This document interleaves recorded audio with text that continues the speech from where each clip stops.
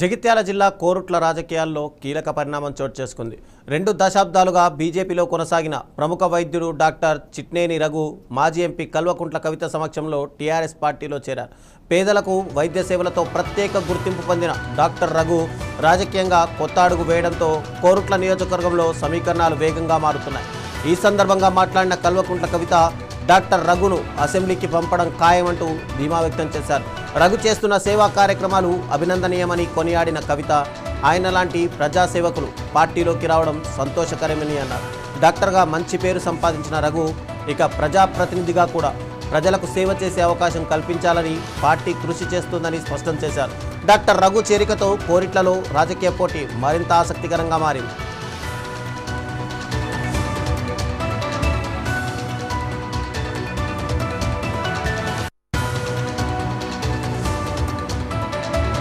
చేయాలా, మహిళలకు 33% రిజర్వేషన్ ఇవ్వాలా అని చెప్పి అక్క కొట్లాడుతుంది.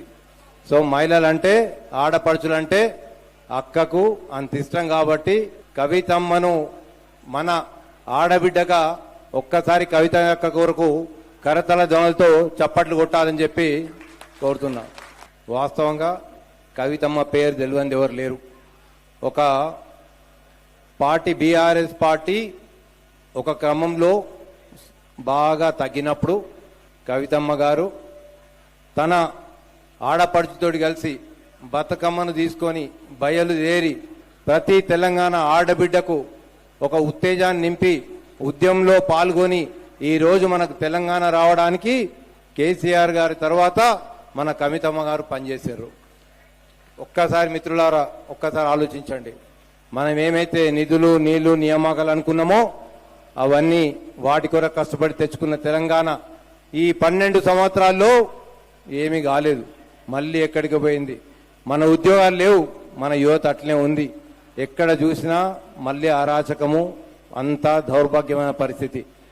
అక్క ఏదైతే సమాజం కొరకు పనిచేద్దామని చెప్పి అనుకొని ఒక్కసారి తన వాయిస్ తీసే వరకు ఆడపడుచుల కొరకు, యువత కొరకు, ఉపాధి కొరకు వాయిస్ గట్టిగా తీసే వరకు బీఆర్ఎస్ పార్టీ ఇమ్మీడియట్ గా అక్కను పార్టీ నుంచి సస్పెండ్ చేశారు. ఇది ఎంతవరకు న్యాయం ఒక్కసారి ఆలోచించారు మన ఆడబిడ్డలందరూ.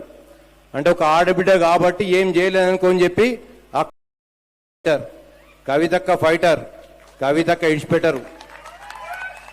ఎంత బాధ పెట్టినా ఎన్ని కష్టాలు పెట్టినా కవితమ్మ మళ్ళీ కిందికెళ్ళి స్టార్ట్ చేద్దాం, ఇప్పుడే పుట్టిన పాపలా స్టార్ట్ చేద్దాం అని తెలంగాణ రక్షణ సేన స్థాపించి మళ్ళీ ఈరోజు ఒక ఆడపడుచు, ఒక ఆడబిడ్డ ఎట్లా ఉన్నా తిరగాలని చెప్పి మన తెలంగాణ సమాజం కొరకు మళ్ళీ ఒక కొత్త నిర్మాణం చేద్దామని చెప్పి తెలంగాణ రక్షణ సేనను స్టార్ట్ చేసి మనందరి కొరకు అక్క ముందుకొచ్చింది. ఇలా చెప్పుకుంటా పోతే అక్క చానున్నాయి. అంటే అక్కకు భయపడి ఆల్మోస్ట్ సింగరేణి మొన్న మెడికల్ బోర్డు పెట్టాలి అనగానే ఇమ్మీడియట్ గా అక్క రేపే ఇవాళ 19 ఇక్కడ నుంచి అక్క రేపు సింగరేణి పోవాలి. మనకు సింగరేణి వెళ్ళి అక్కడ అక్క ధర్నా చేసి నిరవధిక ధర్నా చేస్తా అని భయపడి ఈరోజు కాంగ్రెస్ ప్రభుత్వం ఇమ్మీడియట్ గా ఆ బోర్డు నియమించారు అక్కకు భయపడి. అంటే కవితక్క ఎక్కడ కష్టాలుంటే అక్కడికి వెళ్ళి ఉద్యమం చేద్దామని డిసైడ్ అయిపోయింది.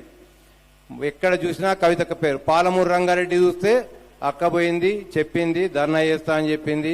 అక్కడ భయం స్టార్ట్ అయిపోయింది.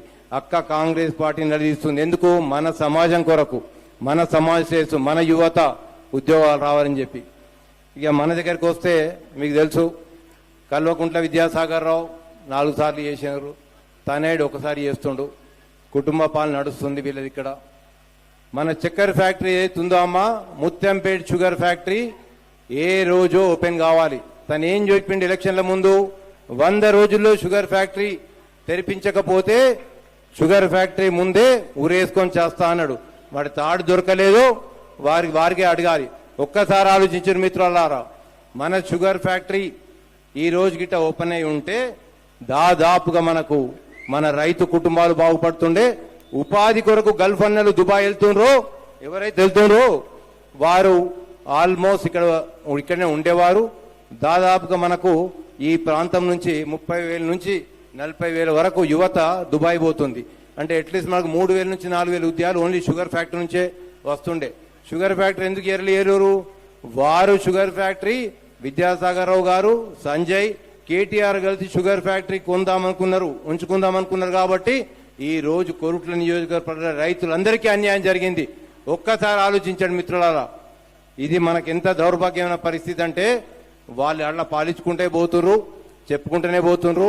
మనకు మాత్రం కొరుట్ల నియోజకవర్గం డెవలప్ కావట్లేదు. రైతులకు అన్యాయం చేసిండ్రు. 2018 ఎలక్షన్కి ముందు ₹1 భోజనం అని చెప్పిండ్రు. ₹1 భోజనం అని చెప్పి ఎలక్షన్ అయిపోగానే ఆ ₹1 భోజనం బంద్ చేసిండ్రు. ఎన్నో ఇలా చెప్పుకుంటా పోతే కొరుట్ల నియోజకవర్గంలో ఒక్కటి కాదు, మీరు ఆలోచించుండ్రి. మహిళా అభివృద్ధి చేయాలా,